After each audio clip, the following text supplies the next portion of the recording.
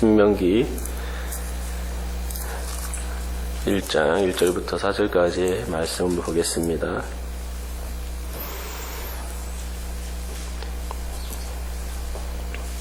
창세기, 출애굽기, 레위기, 민수기, 신명기 5번째 성경이죠. 구약성경 259페이지에 있습니다. 신명기 1장 1절에서 4절까지의 말씀입니다. 우리 교독해서 읽도록 하겠습니다. 제가 먼저 읽습니다. 이는 모세가 요단 저쪽 숲 맞은편의 아라바 광야 곧 바란과 도벨과 라반과 하세롯과 디사합 사이에서 이스라엘 무리에게 선포한 말씀이니라.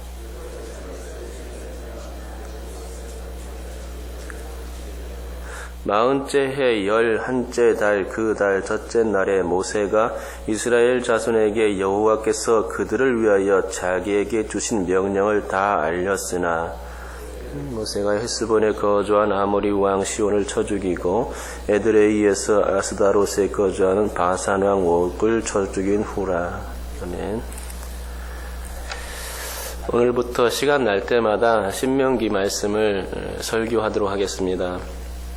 오늘은 불순종이 주는 역사의 교훈이라는 제목으로 설교를 하고자 합니다. 특별히 처음 시작하면서 신명기의 제목부터 한번 살펴보겠습니다.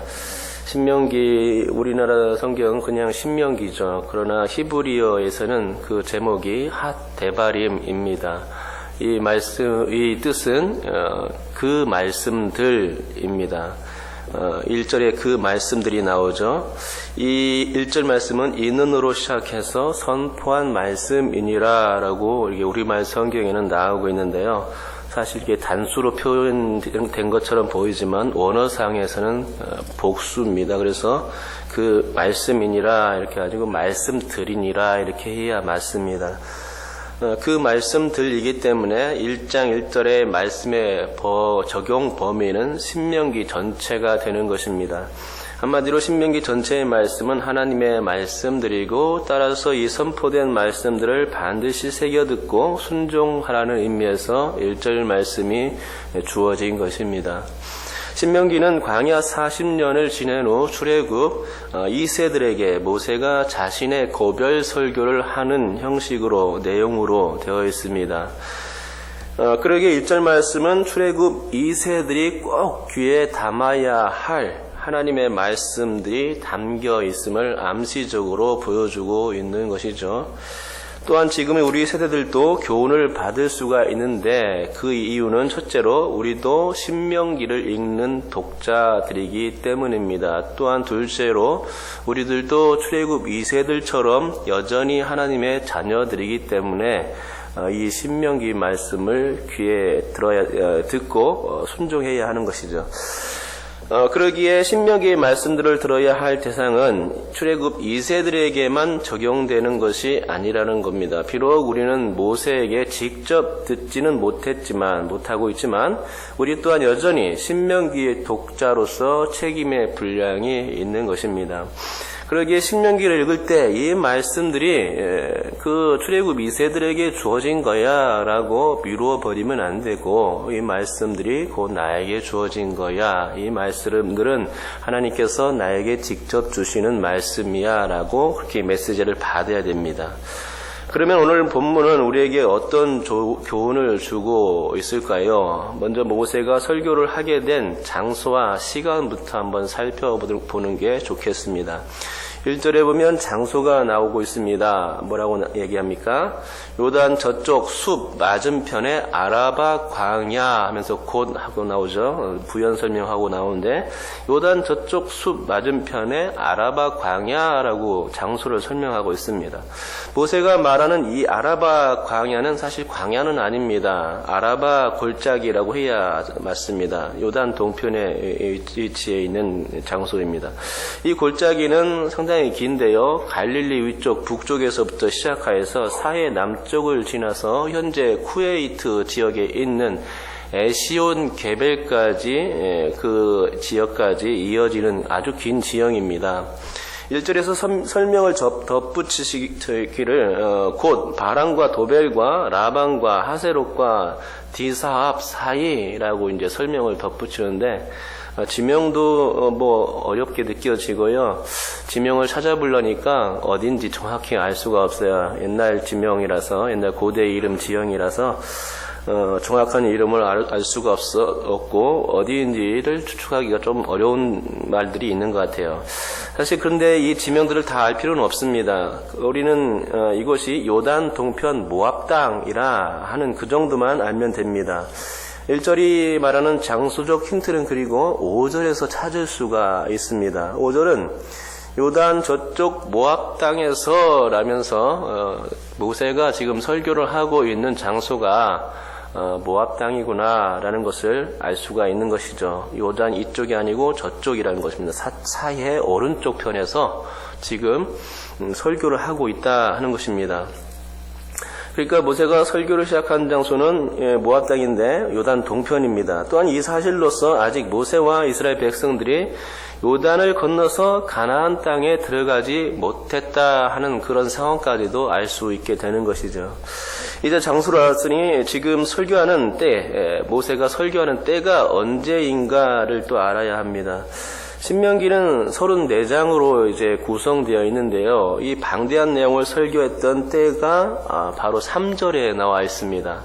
우리 다 같이 3절을 같이 읽어보도록 하겠습니다. 3절 읽겠습니다. 시작. 40째 해 11째 달 그 달 첫째 날에 모세가 이스라엘 자손에게 여호와께서 그들을 위하여 자기에게 주신 명령을 다 알렸으나. 아멘. 3절을 읽었는데 설교한 때가 언제인지 아셨을 겁니다. 3절에서 말씀하는 힌트는 40째 해입니다. 여러분, 이스라엘 백성들이 광야에서 있었던 기간이 얼마인지 아실 겁니다. 얼마인지 아시죠? 그들은 광야에서 40년이라는 긴 시간을 보냈던 거죠. 광야 40년을 보내는 동안에 출애굽 1세대는 다 죽었습니다. 불순종했기 때문에 다 죽어갔죠. 그러나 오직 남아있는 사람들이 있었습니다. 역시 지도자 모세가 남아있었고 또 갈렙과 여호수아가 남았습니다. 갈렙과 여호수아가 남았던 이유, 살아남아있던 이유는 여러분 아실 겁니다. 출애굽에 진출하기 전에 가데스 바네아에서 정탐꾼을 보냈을 때 그들 둘만 10명의 정탐꾼들은 부정적인 보고를 했는데 2명만 우리는 할 수 있다. 저 땅을 정복할 수 있다. 하나님 편에 하나님 입장에서 하나님 뜻을 존중하는 그 말을 했기 때문입니다. 그래서 이 두 사람은 아직까지도 살아남아 있었던 것입니다. 그러니까 모세가 설교를 하고 있는 때는 곧 광야 40년이라는 긴 기간을 지내고 나서 가나안 점령을 코앞에 둔 시점인 것입니다. 그런데 재미있는 것은 2절과 3절의 그런 비교입니다. 2절에서는 10하룻길이라는 시간을 말하고 있고 3절에서는 방금 읽은 대로 40년을 이야기하고 있는 것이죠. 이 10하룻길과 40년이 비교가 됩니까? 아주 극명한 시간의 차이를 보여주고 있는 것이죠. 비교가 되지 않습니다. 이스라엘 백성들을 출애굽하여 시내산에 머무르게 하기까지 하나님께서 그들을 인도하기까지 출애굽해서 시내산까지 3개월이 걸렸죠. 그리고 모세가 십계명을 받기 위해서 시내산에 2번 올라갔죠. 한 번 갈 때마다 40일이 걸렸으니까 약 80일. 첫 번째와 두 번째 기간이 얼마인지 모르겠지만 약 3달 정도로 보입니다. 그러면 6달이 지나고 또 성막을 짓는 과정이 6개월 걸렸으니까 도합 1년 정도가 걸린 것입니다. 1년 후에 하나님은 이제 가나안 땅을 정복하게 하시려고 그 시내산을 출발하게 하시는 거죠. 그래서 가데스 바네아까지 가게 하십니다. 시내산에서 가데스 바네아까지 10하룻길인 것입니다. 이제 가나안 초입이기 때문에 이 가데스 바네아에서 바로 가나안 땅을 점령하기만 하면 되는 거였습니다. 그러면은 굳이 이 출애굽 한 1세대들이 광야에서 방황하면서 죽어갈 필요는 없었던 것이죠. 그러나 문제가 생겼습니다. 이스라엘 백성들은 하나님의 명령을 고지 듣지 못했습니다. 이거 가나안 땅을 지금 점령해도 돼? 안 하면 안 돼? 지금 가나안 땅의 상황이 어떤지 잘 모르는데 하면서 머리를 굴렸던 것이죠. 그래서 정탐꾼을 보내게 됩니다. 12명의 정탐꾼을 보내서 가나안 땅의 동정 좀 살펴보자 라는 것들이 그들의 의견이었고 정말로 그렇게 했습니다. 그리고 그렇게 한 다음에 쳐들어가도 늦지 않을 것이다 생각했기 때문에 그렇게 했던 것이죠. 그러나 그건 큰 실수였죠. 머리를 굴린 것이 큰 잘못이었습니다. 가서 정말 가나안 땅이 좋다는 것들 많이 보았지만은 그러나 장대한 그 사람들을 보면서 겁에 짓눌려서 우리는 메뚜기다라는 그런 보고만 가져올 뿐이었습니다. 그건 부정적인 말이었고 이스라엘 백성들의 큰 충격이었고 불순종을 낳는 결과가 되었던 것입니다. 머리를 굴린 게 잘못이었습니다. 하나님의 말씀에 따라서 곧바로 진군하여 가나안 땅을 점령해야 되는데 그렇게 못한 겁니다. 하나님의 타이밍이 왔을 때 곧바로 움직여서 즉각 그 가나안 땅을 점령했으면 이제 이렇게 40년을 헤맬 필요가 없었다는 것이죠. 순종하지 못했던 것, 곧바로 순종하지 못했던 것이 그들의 문제점이었던 것입니다. 조금만 기다려보자. 시간차 공격, 배구에서 시간차 공격이 있지 않습니까? 그러면 시간차 공격하면 참 잘 먹혀들 때가 있어요. 조금만 늦게 딱 때리면은 그 점수를 먹는 겁니다. 그런 생각을 했던 것이죠. 그러나 그것이 큰 착오였습니다. 결국 가나안 정복은 그 당시에 물거품이 되었고 10하루길만 가가지고 바로 이제 정복하면 되는데 그것이 다 물거품이 되었다는 것입니다. 그것이 2절에서 얘기하는 그런 내용인 것입니다. 이로 인해서 하나님의 진노를 샀고 광야를 방황하다가 그들은 출애굽 그 1세들이 다 죽어갈 수밖에 없었던 그 이유가 되는 것입니다. 하나님의 말씀을 온전히 순종하고 하나의 토도 달지 아니하고 아멘으로 화답하고서 진군했다면 이런 일은 없었을 것입니다. 하지만 그렇게 하지 못함으로써 이를 내고 40년이란 긴 기간들을 방황하면서 죽어갈 수밖에 없었다는 거죠. 여러분 지금 모세가 2절과 3절을 말하게 된 이유를 이제 깨달으셨습니까? 그것은 10하루길과 40년을 대조시키기 위해서입니다. 이렇게 대조시킴으로써 출애굽 미세들에게 하나님의 명령을 다시 한번 각인시켜 주고자 했던 것입니다. 하나님의 말씀을 따르는 일이 그만큼 중요하다라고 강변하기 위해서 이렇게 두 개의 시간을 강조하고 비교하고 있는 것입니다. 만약에 너희들도 1세대처럼 하나님의 말씀에 불순종하면 하나님의 뜻은 또다시 연장될 수밖에 없는 거야 라고 2세들에게 충격을 주고 있는 것이죠. 그러니 이 말씀을 반드시 들어야 한다라는 것이 모세 설교의 핵심입니다. 여러분 역사는 교훈을 삼기에 아주 좋습니다. 우리나라도 40년에서 4년이 부족한 일제 강점기 36년이 있지 않습니까? 36년 동안 우리 민족이 얼마나 쓰라린 고통을 겪었습니까? 일제 36년은 한민족에게 아주 뼈아픈 상처를 남겨주었던 그런 기간입니다. 나라가 국력이 약하면 이렇게 농락당할 수 있구나 하는 것을 뼈저리게 경험했던 시간들입니다. 남자들은 전쟁의 총알바지가 되어야 했고 여자들은 일본군 남자들이 노예객감이 되어야 했습니다. 이 땅의 모든 식량이나 지한자원들이 수탈을 당했고 문화재와 보고들을 도난당했습니다. 일제는 민족의 정기까지 없애려고 중요한 명당 자리에 쇠말뚝까지 박아댔으며 단발령을 시행했고 한글 교육을 금지시켰으며 창씨 개명까지 요구하고 강요했던 것입니다. 이런 뼈저린 역사가 바로 일제 36년입니다. 그런데 요즘 청년들이 일제 36년의 아픔을 제대로 알고나 있을까요? 시간이 지남에 따라서 과거의 역사는 많이 희석되어지는 게 사실입니다. 또 역사 교육을 시키지 않는 것도 많은 문제거리죠. 나라가 바로 서야 그 땅에 거주하는 국민들도 평화로울 수 있음을 우리는 역사를 통해서 배워야 하는 것입니다. 그렇습니다. 모세가 지금 걱정되었던 부분이 바로 이 부분이죠. 2세들에게서 기대를 할 수 있어야 되는데 이 출애굽 2세들이 과연 잘 해낼 수 있을까 하는 생각이, 근심, 걱정이 생겼던 것입니다. 그래서 신명기 설교를 하게 된 것입니다. 다시 한번 그들에게 이 설교를 통해서 주지시켜주고 불순종하면 안 돼라고 다시 한번 강조해주고 싶었던 것입니다. 그래서 이 긴 설교를 하게 된 겁니다. 그렇습니다. 모세는 설교의 도입 부분에서 일부러 조상들의 실수에 대해서 넌지시 얘기를 던진 것입니다. 이렇게 얘기를 꺼냄으로써 똑같은 시행착오를 범해서는 안 된다고 강력하게 말해주고 있는 거죠. 하나님의 말씀을 듣지 않으면 그 불순종의 결과가 이렇게 참혹할 거라고 시간의 차이로서 굳이 설명해주고 있는 것을 보게 되는 것입니다.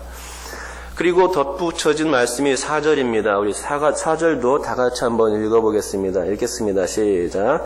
그때는 모세가 헤스본에 거주하는 아모리 왕 시혼을 쳐 죽이고 에드레이에서 아스다롯에 거주하는 바산 왕 옥을 쳐 죽인 후라 라고 되어 있죠.